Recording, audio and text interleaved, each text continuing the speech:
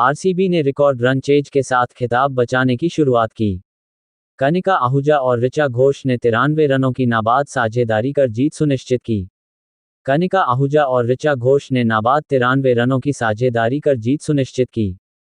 ऋचा घोष 64 तारांकन, Ellyse Perry 57 और कनिका आहूजा 30 तारांकन की शानदार पारियों की बदौलत रॉयल चैलेंजर्स बेंगलुरु ने WPL के पहले 200 जोड़ रन के लक्ष्य का पीछा करते हुए तीसरे संस्करण के उद्घाटन समारोह में मेजबान गुजरात जायंट्स को 6 विकेट से हरा दिया। जायंट्स के विशाल 201 रन के लक्ष्य को नई कप्तान ऐश गार्डनर ने बल्ले से आगे बढ़कर नेतृत्व किया और सिर्फ 37 गेंदों पर नाबाद 79 रन बनाए। इसके बाद उन्होंने गेंद से भी कमाल दिखाया और आरसीबी के सलामी बल्लेबाजों को अपने पहले ओवर में सस्ते में आउट कर दिया, जिसके बाद आरसीबी के मध्यक्रम ने जवाबी हमला बोला। दोनों पारियों में एक सीनियर खिलाड़ी ने शानदार अर्धशतक लगाया, उसके बाद एक आक्रामक अर्धशतक और एक सहायक कैमियो। इसलिए अंत में अंतर क्षेत्ररक्षण में आया, जहां जीजी की लापरवाही के कारण पेरी और घोष दोनों ने 9 गेंद शेष रहते लक्ष्य का पीछा करने का रिकॉर्ड बनाया। पहले बल्लेबाजी करने उतरी घरेलू टीम को पावर प्ले में ही झटका लगा जब रेणुका ठाकुर ने लॉरा वोल्वोडेट को क्लीन बोल्ड कर दिया, जो लाइन के पार एक वाइल्ड स्लॉग के लिए गई थी। डी हेमलता को भी पहली गेंद पर आउट किया जा सकता था, अगर आरसीबी ने एलबीडब्ल्यू अपील के बाद रिव्यू लिया होता। हालांकि इससे ज्यादा नुकसान नहीं हुआ, क्योंकि कनिका आहूजा चोट के कारण पूरे चैंपियनशिप जीतने वाले साल से बाहर रहने के बाद आरसीबी की वापसी कर रही थी, ने चौथी गेंद पर विकेट चटकाया। 41/2 पर गार्डनर ने मूनी के साथ हाथ मिलाया, जिन्होंने वेयरहम की गेंद पर चौकों की हैट्रिक लगाई और 37 गेंदों में अर्धशतक बनाया, जो उनकी पारी के मध्य में आया।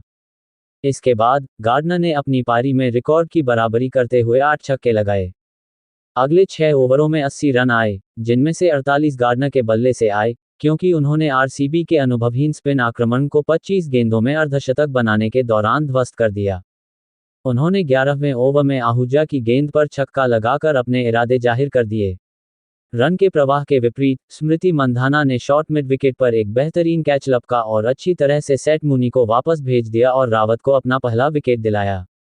हालांकि लेग स्पिनर को अगले ओवर में कुछ सजा मिली, क्योंकि उन्होंने गार्डनर के अगले ओवर में छक्कों की हैट्रिक ली, जो अपने अधिकांश समय में 200 के स्ट्राइक रेट से खेली।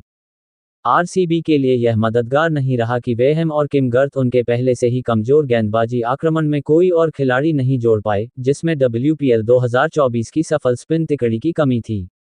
डॉटिन ने ऑस्ट्रेलियाई जोड़ी पर आक्रमण किया और सिर्फ 13 गेंदों में 25 रन की महत्वपूर्ण पारी खेली। एक पल के लिए भी वह आक्रामक गार्डनर के सामने कमजोर नहीं दिखी।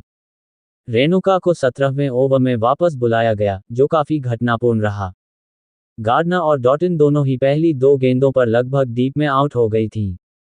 कैरेबियाई स्टार को तब जीवनदान मिला जब पेरी ने लॉन्ग ऑन पर एक सिटर शॉट लगाया, जबकि गार्डनर 50 रन पर बच गई, क्योंकि वेहम ने गेंद को वापस पटक दिया, ताकि छक्का लगने से बचाया जा सके, जब उसे एहसास हुआ कि गेंद वास्तव में ऊपर जा रही थी।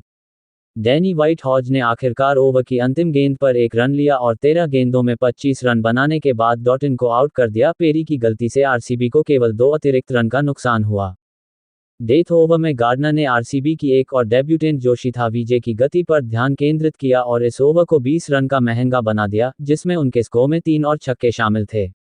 नई बल्लेबाज सिमरन शेख ने 5 गेंदें खेलीं, लेकिन वेहम की गेंद पर एक चौका और एक छक्का लगाकर अपनी कीमत को सही साबित किया, जिसने अपने 3 ओवरों में 50 रन लुटाए और 1 विकेट खो दिया।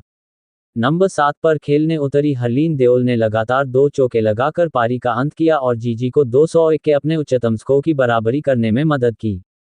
काशवी गौतम का WPL में स्वागत मंधाना की लगातार बाउंड्री और व्हाइट हॉज की एक बाउंड्री के साथ हुआ, जिससे उनका पहला ओवर महंगा हो गया।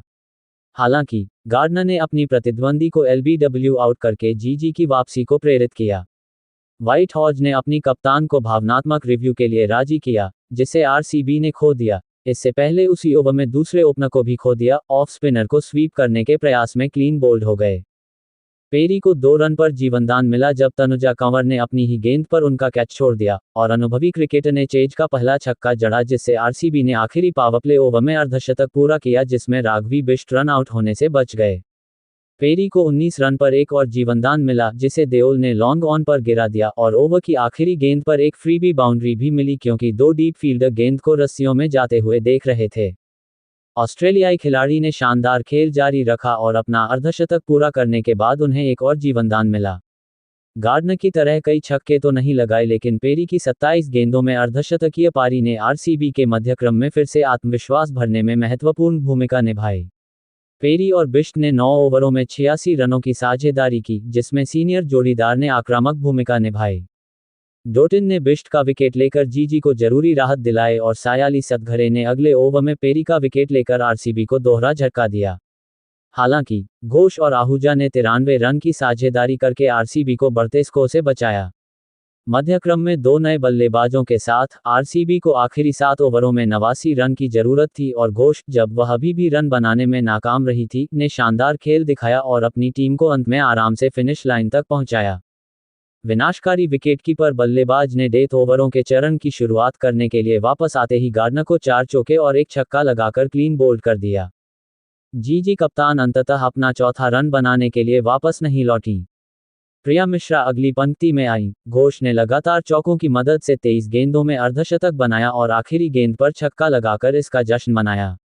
आखिरी 2 ओवरों में 7 रन की जरूरत थी। घोष ने डॉटिन की गेंद पर एक और छक्का लगाकर मैच का अंत किया। उन्होंने सिर्फ 24 गेंदों में 64 तारांकन रन बनाए और प्लेयर ऑफ द मैच की ट्रॉफी जीती।